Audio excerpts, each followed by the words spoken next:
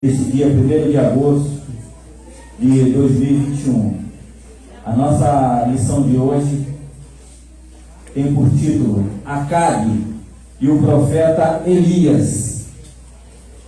O textuário desta manhã: Saberás, pois, que o Senhor teu Deus é Deus, o Deus fiel, que guarda o conserto e a misericórdia até 1000 gerações, aos que o amam e guardam os seus mandamentos.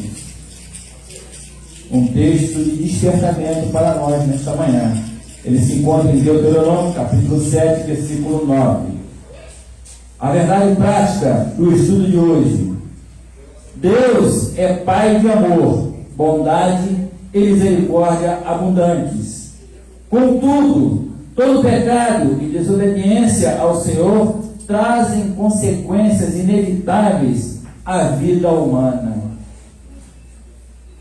Então, meus irmãos, aprendemos aqui que quando estamos fora do caminho do Senhor e fazemos a vontade do adversário e passamos a ter uma vida pecaminosa, estamos desobedecendo ao Senhor, a sua palavra.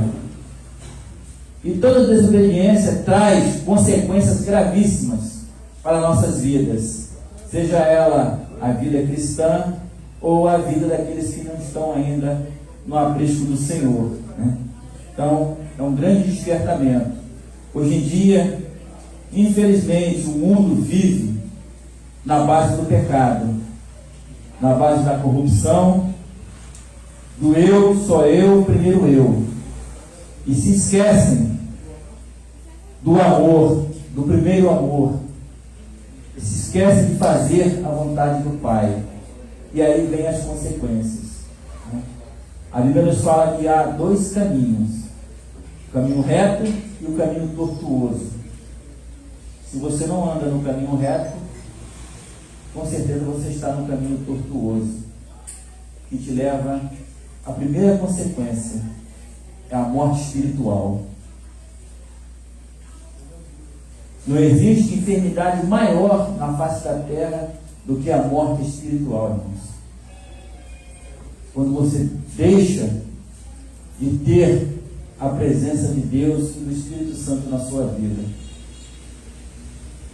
É triste você ver uma pessoa que outrora andava no caminho do Senhor, tinha comunhão com o Pai, e ela passa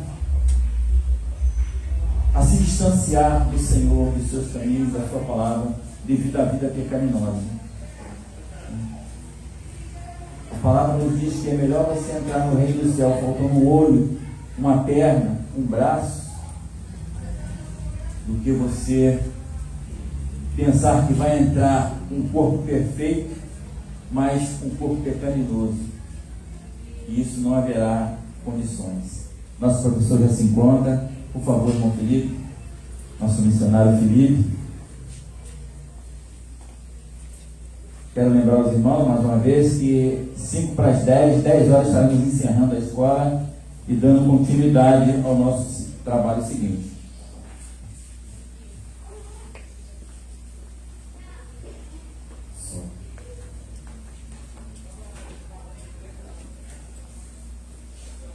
Salve os irmãos com a paz do Senhor. Amém. Hoje a gente vai estudar a lição 4, tá? Da nossa revista.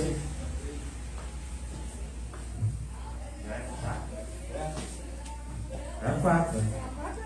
É a 3, né?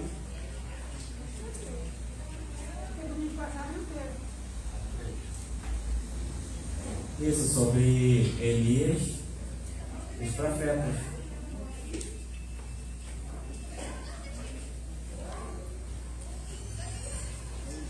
Gente, então vai ser a 4, porque eu fui informado, era 4. Era 4. Não é a 3. Então a 3 fica falando comigo. É. Então passa agora aí, a 3 ou 4? A 3 que ia dar 8. Não, mas agora vai ser a 4.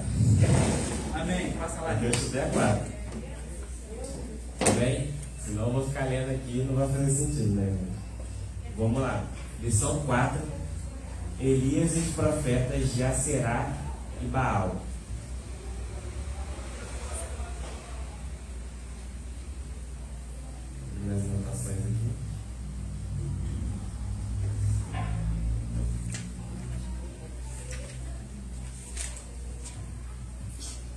texto áureo diz assim: Então caiu o fogo do Senhor e consumiu o holocausto, e a lenha, e as pedras, e o pó, e ainda lambeu a água que estava no rego. É a 4, né?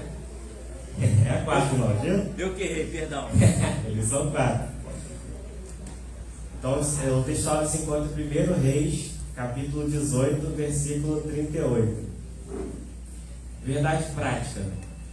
O Senhor sustenta com sua forte mão todos os que estão dispostos a proclamar a verdade, de que Ele é o único Deus digno de adoração.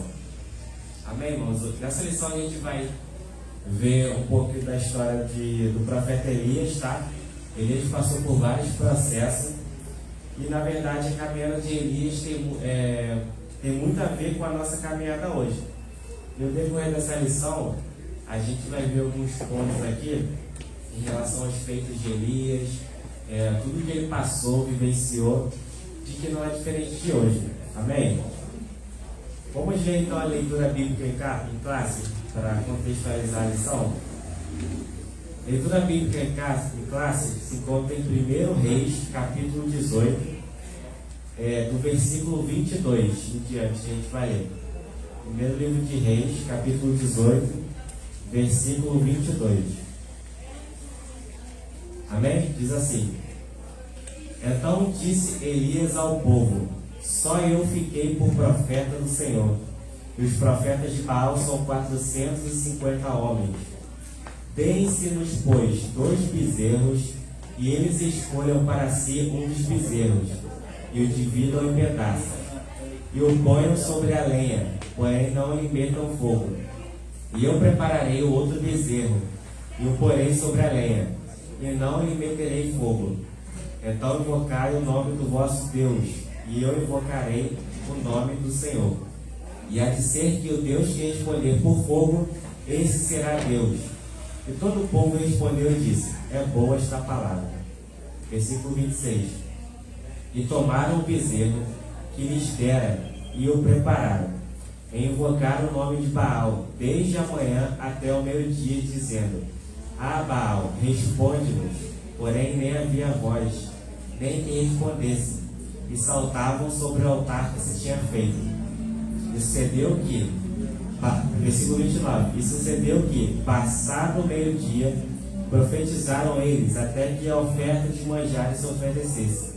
Porém não houve voz, nem resposta, nem atenção alguma. Então Elias disse a todo o povo: Chegai-vos a mim. E todo o povo se chegou a ele, e preparou o altar do Senhor, que estava quebrado. Então, versículo 38, então caiu o fogo do Senhor e consumiu o holocausto, e a lenha, e as pedras, e o pó, e ainda lambeu a água que estava no rego. O que vendo todo o povo caiu sobre o seu rosto e disse: Só o Senhor é Deus, só o Senhor é Deus. Capítulo 19, versículo 8, tá? 1 Reis. Levantou-se, pois, e comeu, e bebeu, e com a força daquela comida caminhou 40 dias e 40 noites até Horebe, o monte de Deus. E ali entrou numa caverna e passou ali a noite. E eis que a palavra do Senhor veio a ele e lhe disse: Que fazes aqui, Elias? E ele disse: Tenho sido muito zeloso pelo Senhor, Deus dos exércitos, porque os filhos de Israel deixaram teu conserto, derribaram os teus altares e mataram os teus profetas à espada. E eu fiquei só, e busco a minha vida para me atirarem. E ele lhe disse: Sai para fora, e põe-te neste monte perante a face do Senhor. E este passava o Senhor como também um grande e forte vento, que fendia os montes e quebrava as penhas diante da face do Senhor. Porém o Senhor não estava no vento. E depois do vento, um terremoto. Também o Senhor não estava no terremoto. E depois do terremoto, um fogo. Porém também o Senhor não estava no fogo. E depois do fogo, uma voz mansa e delicada. E sucedeu que, ouvindo-a, Elias envolveu o seu rosto na sua capa, e saiu para fora, e pôs-se à entrada da caverna.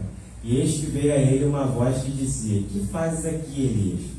E ele disse: Eu tenho sido extremo zeloso pelo Senhor, Deus dos exércitos, porque os filhos de Israel deixaram o teu conserto, derribaram os teus altares, mataram os profetas à espada, e eu fiquei só, e busco a minha vida para mais tirada. Amém? Bom, acho que como eu disse, né, vamos estar estudando depois dessa lição sobre o profeta Elias. E, gente, a gente tira muita lição aqui da história de Elias, né? Um profeta que, por mais que fez grandes feitos, né, teve um momento de desânimo, um momento, de certa forma, de depressão, coisas que também acontecem na nossa caminhada cristã, né? A gente fica com desânimo, com depressão, e Deus vai lá e nos anima. E foi isso que a gente viu aqui no capítulo 19, né? Deus animando Elias. Amém? Vamos ler aqui a introdução rapidinho. O profeta Elias, um dos maiores relevantes personagens da Bíblia, foi ele que apareceu com Moisés no Monte da Transfiguração, conversando com Jesus. Este destacado profeta é, sem dúvida, um modelo de servo perseverante e fiel para todo cristão. Nesta lição, veremos como Elias desafiou corajosamente a idolatria aqui em Israel, como orava de modo simples, mas cheio de confiança, e como, apesar de tudo que fez, expôs sua humanidade ao cair em desânimo. No tópico 1 e item 1, fala assim: o zelo de Elias o pôs diante de um confronto. Quando Elias estava lá, né, em frente aos profetas, ele falou, e ao povo, né, ele falou assim: até quando cocheareis entre dois lados? O que ele quis dizer com isso? Até quando cocheareis? O que é isso, cochear? O que Elias quis dizer com isso? Ficar na dúvida entre um e o outro. Ficar na dúvida entre um e o outro, né? E sabe o que é interessante? Elias, ele estava falando para outra nação? Ou ele estava falando para o povo de Israel? Estava falando para o povo de Israel, né? Elias estava falando para o povo de Israel. E esse era o trabalho do profeta, né? Sempre falar a verdade para o povo, até o povo de Deus. E isso a gente vê também nos dias de hoje, né? Muitos cristãos, né, povo de Israel hoje em dia, cocheando entre dois caminhos. E hoje a gente não, quando a gente fala de idolatria, a gente não necessariamente precisa falar de outros deuses, né? Sei lá, como de outras religiões. Mas o mundo também pode ser um Deus que a pessoa fica cambaleando, cocheando entre Deus e o mundo. O dinheiro também é um grande exemplo disso, né? Jesus fala em relação a Mamon. Então, nosso dever, a gente também tem que ser profeta do Senhor, chegar para essas pessoas e falar: até quando vocês vão cochear entre dois caminhos? Tem que escolher, ou é o mundo ou é Deus. Tem que escolher, não dá para servir a dois senhores. Isso também é uma reflexão sobre nós, tá? Porque a Bíblia sempre nos confronta, né? E a gente sempre tem que fazer uma leitura introspectiva. Será que eu tô... Às vezes eu não tô dividido assim, no sentido de estar mais para lá do que para cá. Mas às vezes um ato meu está roubando a glória do Senhor.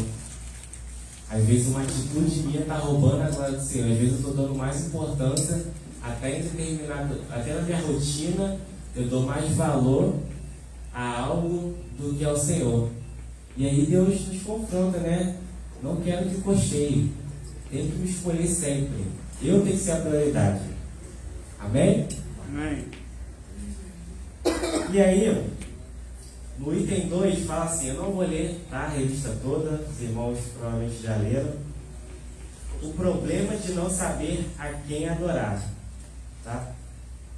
Lá no segundo ponto, lá no final, fala assim: entretanto, mesmo sendo falsos, esses ídolos exercem muita força e influência sobre o coração do homem, tornando-o tão ignorante quanto eles próprios. Salmo 135, 18. Vamos abrir em Salmo 135, versículo 17 e 18, por favor.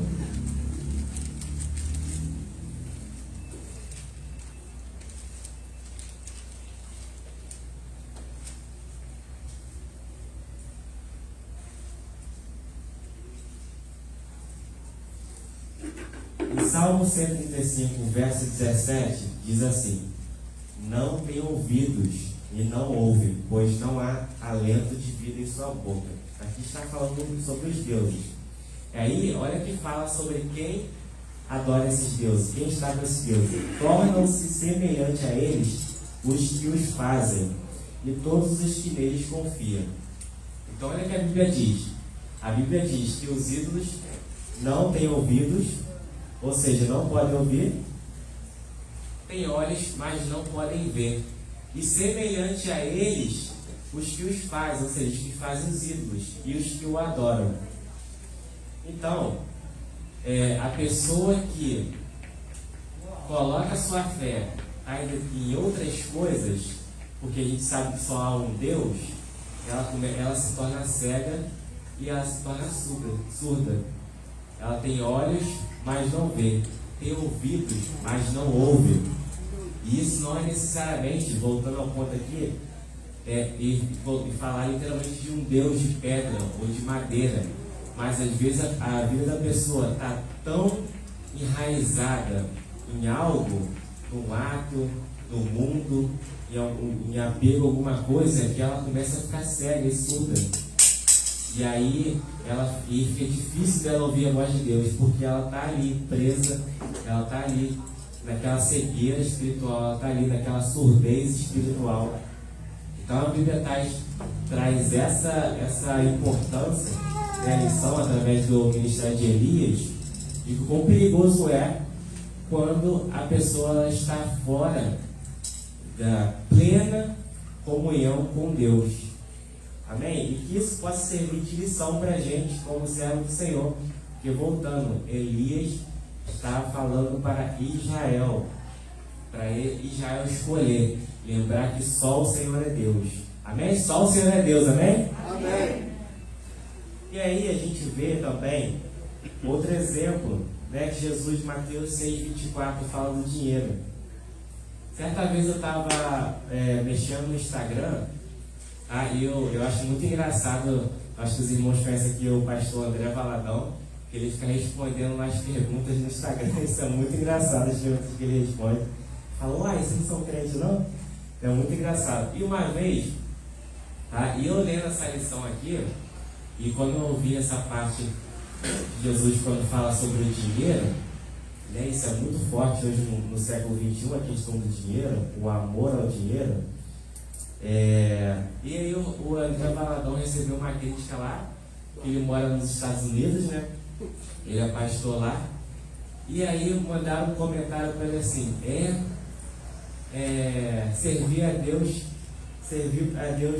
ser pastor, no caso, o comentário foi assim, ser pastor nos Estados Unidos é mole, quero ver ser pastor na África. E ele respondeu de forma bem inteligente, falou assim, gente, como é que ser pastor nos Estados Unidos é fácil? Como é que é fácil você ser pastor, ou seja, ser um missionário de um povo que já tem tudo? Né? De um povo que está cheio de dinheiro, de um povo que mora num país do primeiro mundo, que entre aspas não precisa de nada, em relação ao povo que está carente, um povo que está passando fome, um povo que está frágil e está mais predisposto, está mais sensível a ouvir a mensagem do Evangelho. É claro que eu não vou ficar aqui falando que há povo melhor para evangelizar ou não, porque não existe isso, todos os povos têm que ser evangelizados, mas ele deu essa comparação. E isso é verdade. Às vezes a gente pensa que porque o povo está lá cheio de dinheiro e é fácil ser missionário lá, mas não é. Porque a pessoa tem tudo. E como é que você vai falar que ela precisa de Deus? Sendo que na visão dela já tem tudo. O dinheiro dela já garante tudo. Um conforto, uma vida boa, o melhor dessa terra. Então eu olhei a resposta dele e aquilo me fez refletir. Caramba, isso é verdade. Oi? E isso é o mal do século, né? Dinheiro. Imagina isso. O pastor Ricardo esteve aqui da Alemanha, né? Nós trouxemos, ele falou que lá para pregar lá na Alemanha, evangelizar, primeiro que você não pode ficar evangelizando na rua, né? Abordando assim, como a gente faz aqui. Mas é muito difícil, porque além de eles terem dinheiro lá, eles são muito cultos. E muitos conhecem muito a palavra de Deus e não querem a palavra. É verdade, é verdade. Então, a gente não pode negligenciar os ricos, porque eles também estão presos, tá? Eles podem não estar necessariamente adorando um Deus de pedra, de madeira, mas eles estão adorando outro Deus, que é Mamon, é o dinheiro, e eles também precisam de resgate. Amém? Deus quer salvar os ricos também. Em momento nenhum Jesus falou que é impossível o rico ser salvo. O Jesus falou, só mostrou a dificuldade, né, de um rico ser salvo, mas ele em nenhum momento falou para a gente não ir evangelizar ele, ou que seria impossível um rico ser salvo. O item 3 vai dizer assim: o desafio do fogo. Elias tinha certeza de que Deus era com ele, e por isso propôs o desafio. O Deus que respondesse com fogo deveria ser adorado. Os que andam com Deus não precisam desafiá-lo para testarem sua lealdade e seu amor. As pessoas são tão íntimas de Deus que são impelidas, guiadas, conduzidas em seu coração para aquilo que o Senhor quer fazer. Portanto, não foi a vontade de Elias lançar o desafio, mas a do próprio Deus, para que mais uma vez mostrar ao povo de Israel que ele era, sempre foi e sempre será o único Deus verdadeiro a quem deveria servir. Esse item aqui é muito importante, tá? Para a gente não achar que a gente tem que ficar toda hora fazendo prova do Senhor para alguém. De que Deus tem aquela necessidade de mandar um sinal, um milagre. Aqui foi vontade de Deus, tá? Naquela época, naquele contexto, Deus se manifestar com fogo para consumir aquelas ofertas através do profeta Elias, porque Deus queria fazer o povo se voltar para ele, tá? E a gente não pode cair no perigo de achar que sempre tem que ter alguma manifestação visual, tá? Pode sim haver milagres, manifestação visual, mas o que mais as pessoas, o povo tem que ver é o fogo de Deus dentro de nós, a chama de Deus dentro de nós. É isso que as pessoas devem ver. E aquilo ali, Elias estava sendo guiado pela vontade de Deus. E nós temos que ter essa sensibilidade. Tá? Onde nós estivermos, temos que estar sensível ao que Deus quer fazer. Se a gente está evangelizando, a gente tem que estar perguntando ao Senhor, o que o Senhor quer fazer? Como o Senhor quer que eu te manifeste aqui nesse lugar? Às vezes Deus quer que você manifeste através do seu testemunho, da sua vida. Às vezes Deus quer fazer milagre. Você tem que estar atento a isso, porque Deus quer fazer milagre. Deus quer curar, Deus quer fazer sinais e maravilhas. E aí vamos ver alguns pontos aqui na Bíblia em relação a isso, a manifestar a presença de Deus, para que outras pessoas ao nosso redor possam ver. Vamos abrir 2 Coríntios capítulo 3, versículo 2 e 3. 2 Coríntios 3, versículo 2 e 3.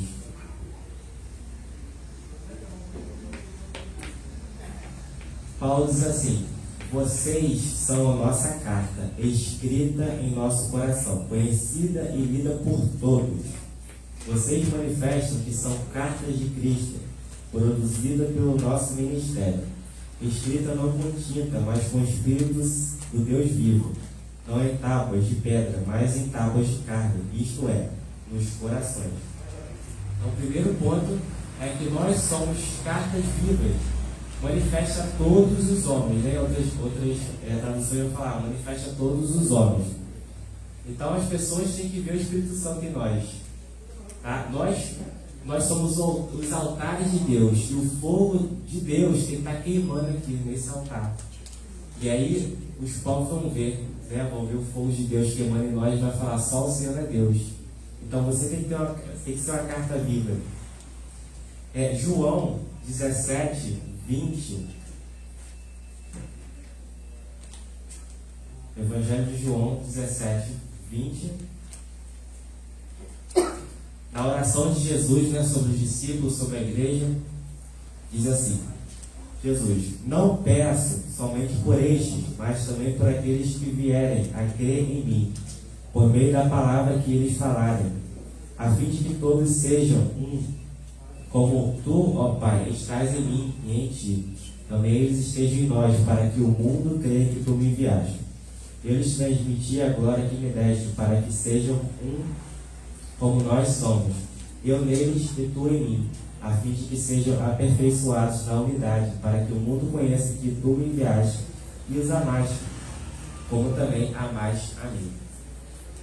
Jesus está falando aqui sobre unidade, tá? Que devemos ser um. Primeiro, nós devemos ser um com Ele, assim como Ele é um com o Pai. Mas também a igreja tem que ter essa unidade, tá? Jesus mesmo falou que o reino dividido não subsiste. Infelizmente a gente vê tantos escândalos, né, na mídia.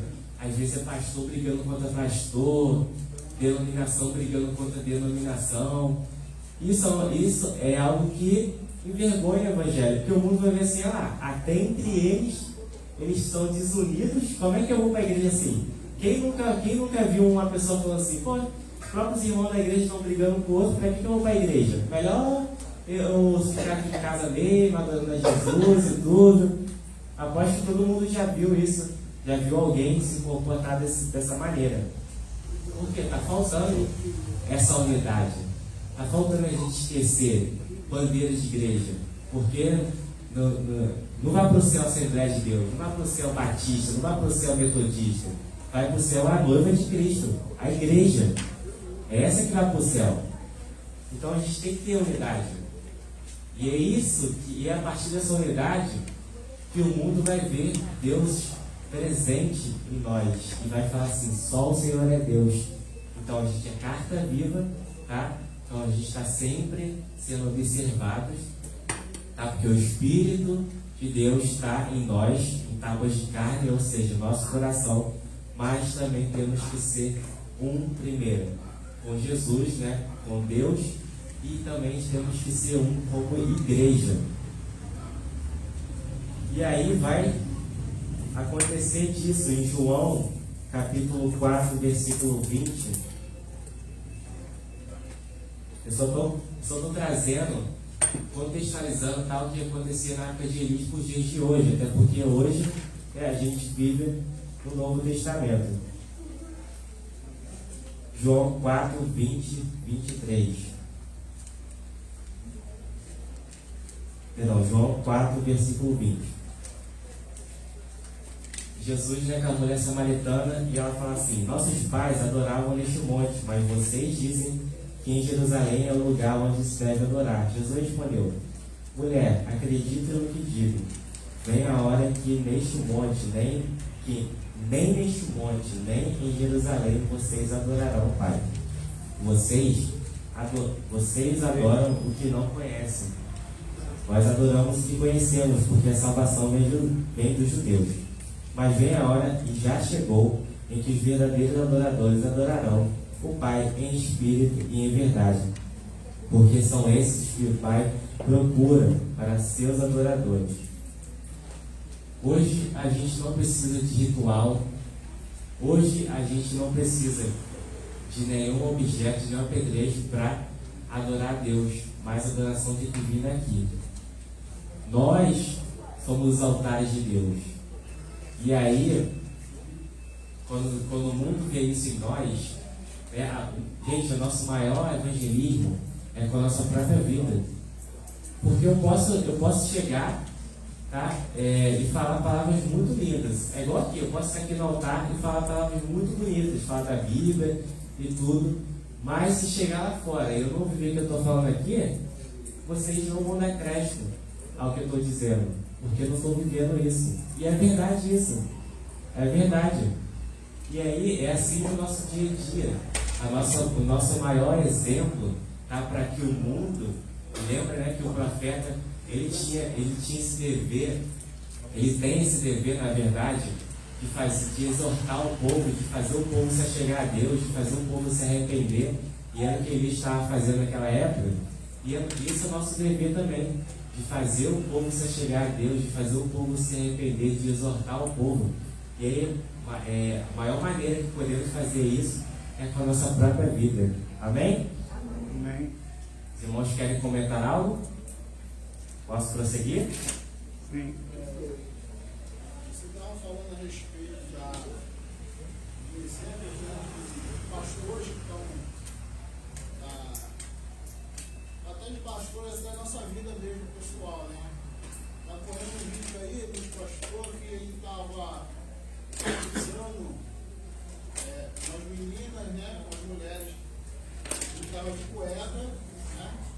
Batizando na piscina. E na igreja dele ele estava cantando Raul Seixas, os obreiros orando e botando a mão nas pessoas ali, né? Então aquilo ali teve uma repercussão muito grande e muitas pessoas estão se desviando da presença de Deus devido a esses exemplos que estão dando, né? Muitos pastores estão deixando de pregar a palavra de Deus e dão um exemplo bem ruim, né? E afastando. Eu conheço amigos que saíram da presença de Deus porque o pastor estava em adultério, né? Então no nosso mundo hoje em dia está acontecendo muito isso. Pessoas que estão saindo da presença de Deus porque falaram assim, para mim ser igual aquele pastor, eu prefiro estar no mundo, tomando a minha cerveja, fazendo as coisas erradas. Então também tem gente dentro da igreja que está com esses mesmos pensamentos. E não se consagra ao Senhor todos os dias, que é uma busca todos os dias, né? Porque o pecado está à porta todos os dias batendo nos nossos corações. E a gente tem que se policiar muito, porque está vindo coisas bem piores e que vai afastar muito, e vai afastando, né? Pois é. E aí, você até comentou até os cristãos sobre esse pensamento, né? Eu prefiro sair, enfim. É o que acontece no poder de Elias, né? Mais uma vez, Elias estava falando para o povo de Israel. Né? E a gente tem que ser exemplo também para os nossos irmãos, não só para o mundo, mas para os nossos irmãos, para fortalecermos uns aos outros. Vamos lá. Tópico 2. A oração de Elias. Item 1. Os preparativos de Elias. Diante da impossibilidade de resposta de Baal aos apelos de seus adoradores, Elias começou os preparativos para a operação do milagre. A primeira coisa que fez foi reparar o altar do Senhor, que estava quebrado, consequência imediata da idolatria. A seguir, juntou 12 pedras que simbolizavam as 12 tribos de Israel, cavou um rego em volta do altar, colocou a lenha, dividiu o bezerro em pedaços sobre a lenha, pediu para que se derramasse 12 cântaros de água sobre o altar, de tal modo que ficasse totalmente encharcado o que estava nele, e o rego em sua volta. Quando eu estava lendo esse item, né, eu achei uma coisa muito interessante, porque quando Elias estava lá para manifestar, né, a glória de Deus, né, para que o povo se arrependesse, para que o povo visse que só o Senhor é Deus, ele foi lá e restaurou o altar. E aí sim, o fogo de Deus desceu. E aí caramba, olha que interessante. E é o que Deus faz conosco. Quando a gente chega a Ele nos restaura primeiro, Ele restaura o altar, e aí então o fogo dele desce. E ele manifesta a presença dele em nós. E é isso que Deus quer fazer continuamente. Ele quer restaurar altares, tá? Ele quer restaurar altares dentro da casa de Israel, ou seja, dentro da igreja, porque tem altares para ser restaurados na igreja. Ele quer restaurar altares no mundo, Ele quer restaurar vidas no mundo, e nosso Deus é um Deus de restauração. Então não importa, essa aqui é uma lição que eu peguei da lição, não importa o quão quebrado o altar está, Deus ainda pode restaurar. Amém? Deus ainda pode restaurar o altar. E é isso, quando a gente vê isso, a gente até lembra da nossa própria vida, né? Olha como a gente era lá atrás e olha como Deus me restaurou, né? Colocou tá bonito, lindo, todo montado e o fogo e a chama de Deus está queimando aqui em nós, que é o Espírito Santo. Amém? E aí, depois de ele restaurar o altar, ele faz uma oração. Oração, aí no início fala assim, no item 2. A oração de Elias foi simples e curta, contrastando com as súplicas dos profetas de Baal. Enquanto os profetas de Baal lá estavam lá, né, clamando, ô Baal, se manifesta aqui, blá blá blá, e estavam se cortando, se ferindo, tudo, fazendo toda aquela, tendo todo aquele trabalho, aquele sufoco, para tentar manifestar alguma coisa. Elias só fez uma oração curta. E aí, né, o fogo de Deus desceu. Isso é uma lição que a gente deve tomar. Tá? A gente não precisa querer colocar, achar que determinada oração é mais poderosa do que outra. Porque eu falo bonito na oração, Deus vai fazer mais do que uma oração simples. A oração tem que ser objetiva. E foi o que Elias fez, uma oração objetiva. E aí é uma coisa muito interessante, porque muitas das vezes a gente quer buscar a Deus por poder. E a gente até tem essa questão cultural, né? Buscar poder, buscar poder. Mas eu lembro até uma coisa que foi o missionário Eliezer, que estava aqui na semana passada. Ele também deu uma palestra lá na sede.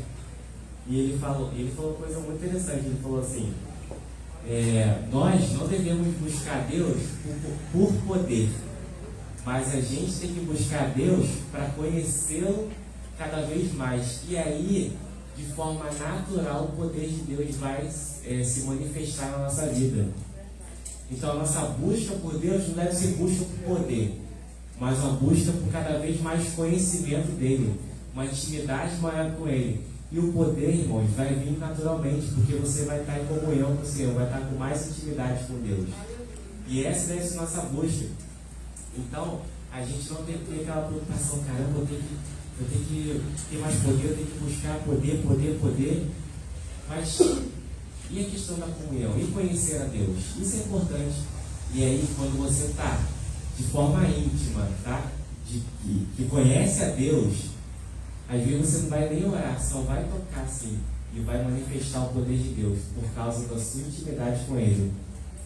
E era o que o profeta tinha, Elias. Elias tinha essa intimidade com Deus. Quando a gente fala de Elias, né, a gente fala de um grande profeta do Antigo Testamento. Ele apareceu no Novo, olha que privilégio. Estava lá no Monte da Transfiguração com Jesus. Alguns dizem... Fala. Essa questão da busca de poder, eu mesmo, né, nas minhas caminhadas, já vi muita gente nesse negócio de busca de poder com fogo estranho.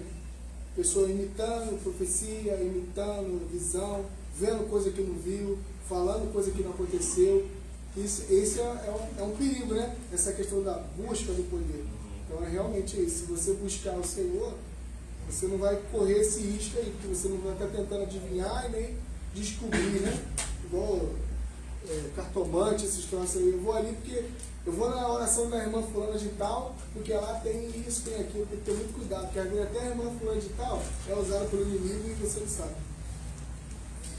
Pois é, a gente tem que ter muito cuidado com essa questão, né? Principalmente quando a gente fala de querer sempre ir até fulano para buscar alguma coisa. Sendo que Deus, né? Primeiro, Deus está em você também. Então a gente tem que, às vezes a gente fica tão dependente e ouvir Deus por terceiros, não descartando, porque Deus fala por terceiros também, tá? Porque existe o dom de profecia, mas às vezes Deus quer falar com você, só que você se fecha porque você acha que Deus só fala através dos profetas, né? Do dom de profecia, mas às vezes Deus quer falar no seu íntimo.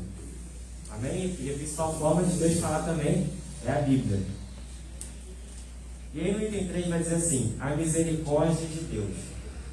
Na oração de Elias está claro que o desejo de Deus era que seu povo se voltasse para ele, através daquela demonstração de poder.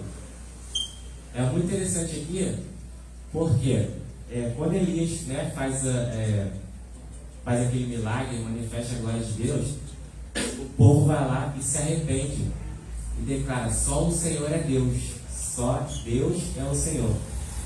Eu estava lendo isso, tá? E me lembrou também de uma passagem sobre Paulo, quando Paulo e Silas estavam ali na prisão e eles estavam adorando, né? E as prisões se abriram, né? E o carcereiro ficou com medo, e aí ele ia tirar a própria vida, e Paulo falou assim: não faça mal a ti mesmo. E aí a gente sabe da história, né? Ele falou: o que eu posso fazer para ser salvo? E Paulo fala como ele deveria, né? Crer ele e a casa dele seria salva. E depois Paulo foi lá para a casa dele e pregou o evangelho para a família dele. E aqui a gente aprende que esse é o propósito quando Deus se manifesta de forma milagrosa, quando Deus se manifesta poderosamente através da sua vida. Deus não quer que você manifeste a Ele para você humilhar ninguém, sabia? Para você se mostrar que você é poderoso, certo? Elias, nesse contexto aqui, ele não estava ali para humilhar o povo de Israel no sentido assim: olha só, eu sou profeta, poderoso, Deus está aqui, vai matar todos vocês. Não. O intuito daquilo ali era para que o povo se voltasse para ele. E é isso que a gente deve usar, as ferramentas que Deus nos dá. Eu não posso usar a palavra de Deus para querer humilhar ninguém, mas a minha preocupação com a palavra de Deus é manifestar o amor de Deus. Essa é a principal ferramenta.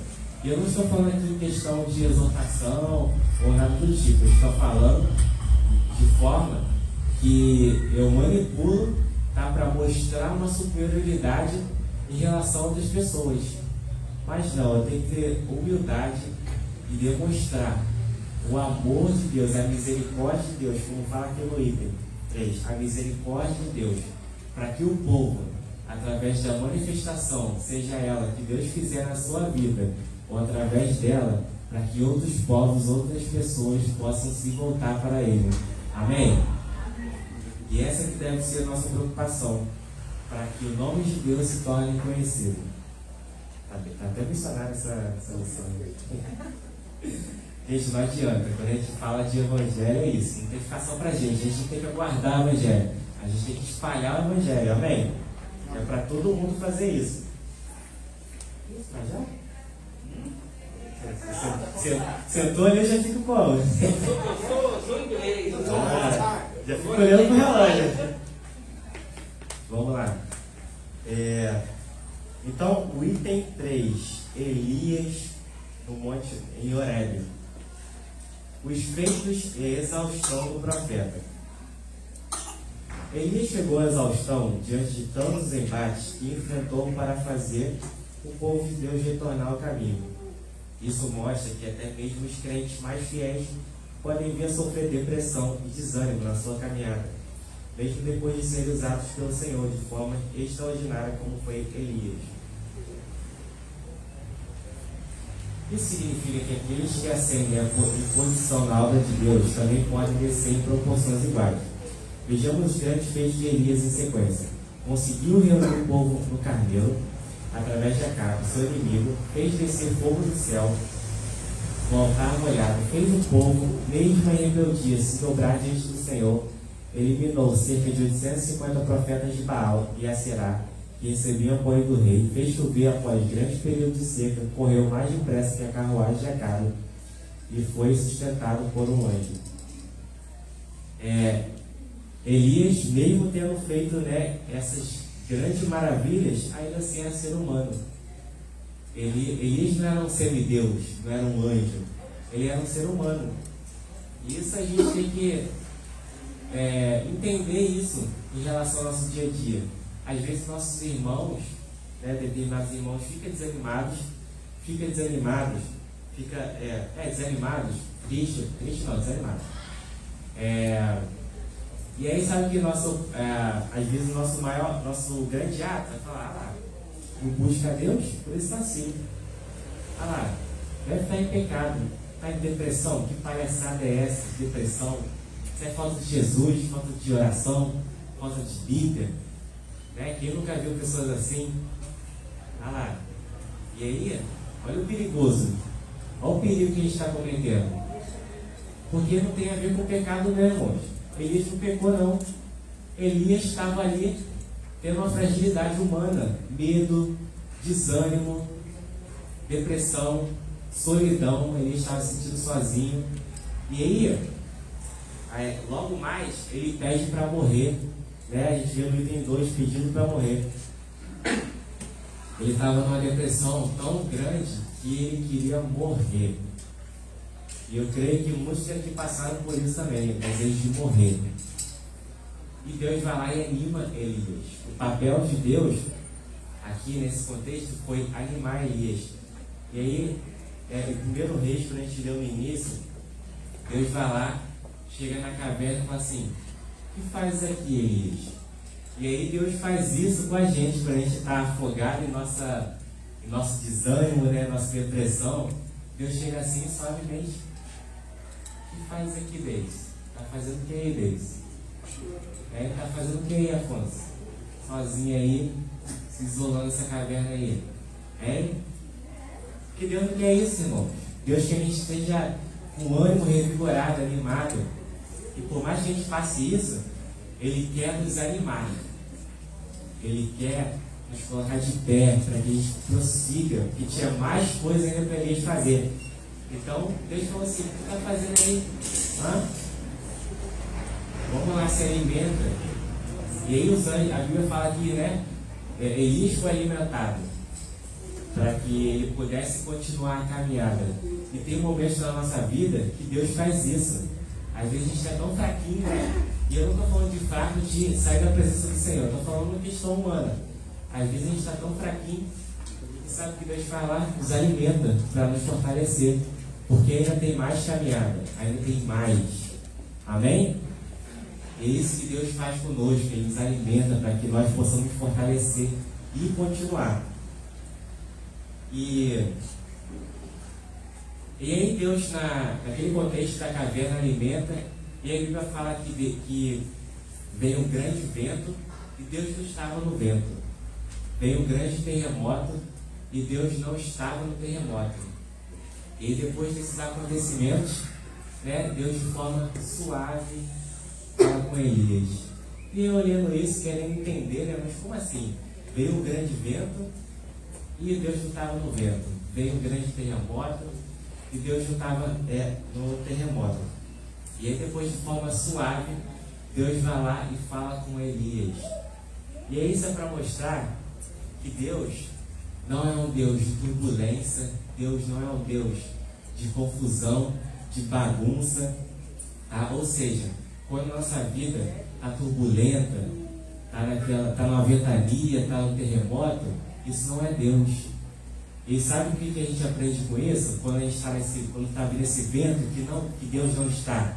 Quando está vindo esse terremoto na nossa vida, que Deus não está, Deus quer mostrar que Ele é manso, de forma suave, Ele quer trazer a suavidade e tirar esse vento, esse terremoto que está se manifestando na nossa vida. Porque Ele é manso, Ele é suave. E isso é uma lição quando a Bíblia mostra essa questão do vento, do terremoto, de que Deus, Ele quer trazer tranquilidade para a nossa vida. Porque é isso que o Elias passou naquele contexto ali. Estava passando por um vento, por um terremoto, mas não era Deus. Né? E às vezes a gente passa por isso. A gente está num desânimo, numa depressão, e aí a nossa vida está passando por um vento, está passando por um terremoto, mas não é Deus. E o que é Deus? É aquela mansidão, aquela paz que vem do nosso coração. Deus nos confortando, Deus nos animando, Deus nos alimentando. Amém? E aí o nosso papel como igreja também é imitar Deus, tá? Quando o nosso irmão está passando por isso, quando o nosso irmão está passando por um vento, a gente não ser outro vento para fazer essa ventania ficar mais forte ainda. Quando o irmão está passando por um terremoto, a gente não ser outro terremoto para colocar o irmão mais para baixo, mas a gente vir de forma mansa e suave. Está fazendo o que aí, irmão? Se levanta. diga uma palavra de ânimo, alimenta o irmão. Amém? Amém. É o nosso dever também fazer isso e não cair no erro de querer criticar, de achar que desânimo necessariamente é pecado, desânimo necessariamente é afastamento de Deus, quando não é. Às vezes é porque a pessoa é de carne e osso e aí ela sente desânimo, é normal. E depressão também é algo sério. Além de ser uma questão de desânimo, depressão também é doença. E a gente tem que tratar, e a gente tem que confortar, a gente tem que consolar essas pessoas. E se a gente passa por isso, a gente tem que estar atento ao conforto do Senhor, à voz do Senhor. Porque Deus, Ele não vai te deixar sozinho. Ele não deixou Elias sozinho. E era que Elias estava sentindo. Elias falou para Deus, só sobrou eu. E Deus falou assim, não, ainda tem milhares de profetas que não se dobraram a Baal. E às vezes pensa que na nossa caminhada a gente está sozinho, igual Elias pensou, sendo que a gente não está sozinho. Tem outros conosco. E a gente tem que olhar para o lado, ver nossos irmãos. Porque nossos irmãos que não se dobraram ao mundo estão conosco nessa caminhada. A gente não caminha sozinho. Amém? Amém. Então você não está sozinho. Amém? Vamos lá, vamos ler a conclusão. Os irmãos querem falar alguma coisa? Eu, para resumir aqui, hein? Senão eu tenho que ler aqui a lição toda, ter um detalhamento, vai ficar aqui até 11 horas, meio-dia. Então vamos lá. Conclusão. A vida de Elias é um grande exemplo para todo crente que fielmente serve ao Senhor.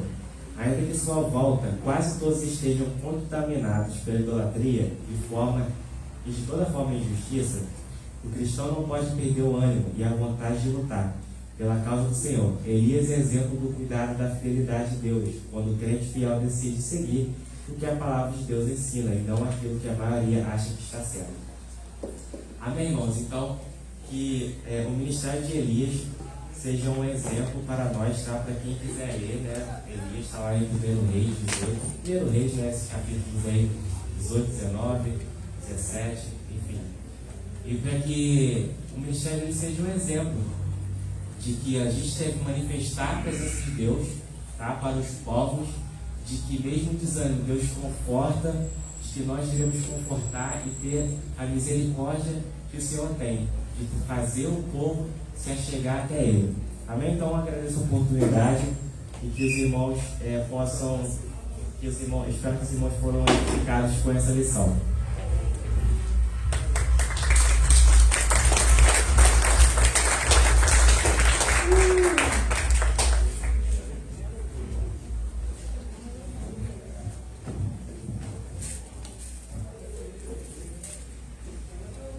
Mais uma vez, a paz do Senhor.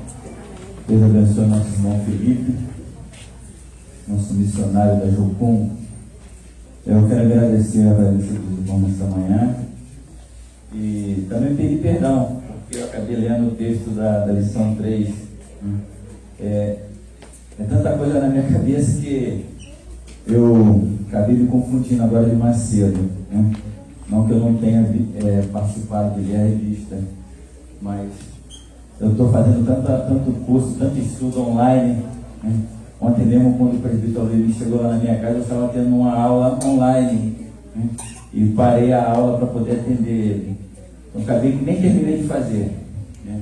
É sobre comunicação, um curso que eu estou fazendo, né? Para obreiros, para os membros da casa do Senhor, como a gente se portar diante de um púlpito, né? O crente ele precisa aprender a falar, a ter um diálogo, né? Então eu estou com a cabeça um pouco confusa com tantas coisas que eu estou fazendo, né?